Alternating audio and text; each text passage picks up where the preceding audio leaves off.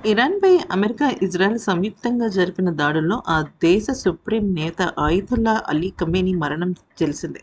అదొక సంచలనం. అయితే అది మూడో ప్రపంచ యుద్ధానికి దారితీస్తుందా అంటే కూడా చెప్పలేం. అయితే ఈ ఆపరేషన్ కోసం ఒక ట్రాఫిక్ కెమెరా ఉపయోగపడింది అని చెప్పటంలో ఎటువంటి సందేహము లేదు. ఈ ఆపరేషన్ కోసం ఇజ్రాయెల్ కొన్నేళ్ల కిందటి నుంచి ప్రణాళికలు సిద్ధం చేసుకుంటూ ఉంది.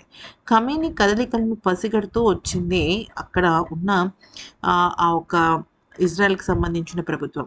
టెహరాన్‌లోని ట్రాఫిక్ కెమెరా, అలాగే మొబైల్ ఫోన్ నెట్వర్క్ వ్యవస్థలను హ్యాక్ చేసిందని బ్రిటన్‌కు చెందిన ఫినాన్షియల్ టైమ్స్ పత్రిక నివేదించింది.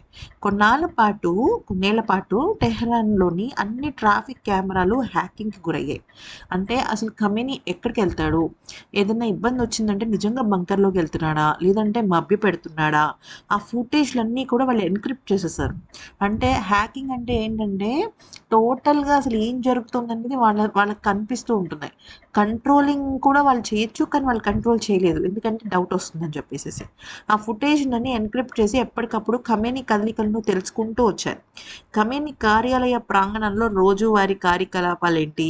ఆయన భద్రతా సిబ్బంది, చిరునామాలు, డ్యూటీ సమయం, వాళ్ళ మార్గాలు, వాహనాల పార్కింగ్, ప్రతి చిన్న విషయం ఆఖరికి చెత్త తీసుకుని వెళ్ళే వాళ్ళకి సంబంధించి కూడా వాళ్ళు చాలా అంటే చాలా ఎక్కువగా విషయాలను సేకరించారు.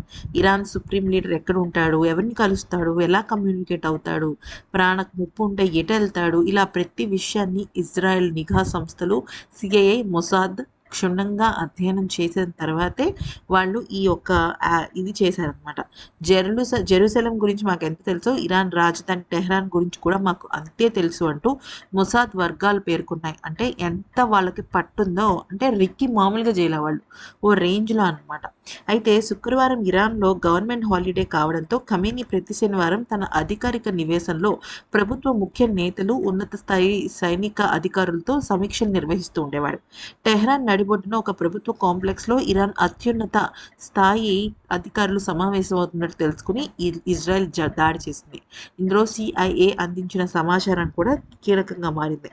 ఇరాన్ పైన సైబర్ దాడులు జరిగినట్టుగా కూడా ఇజ్రాయెల్ మీడియా వెల్లడించింది. అత్యంత కీలకమైన విషయాలన్నింటినీ కూడా వాళ్ళు హ్యాక్ చేసినట్టు అఫీషియల్‌గా చెప్పింది.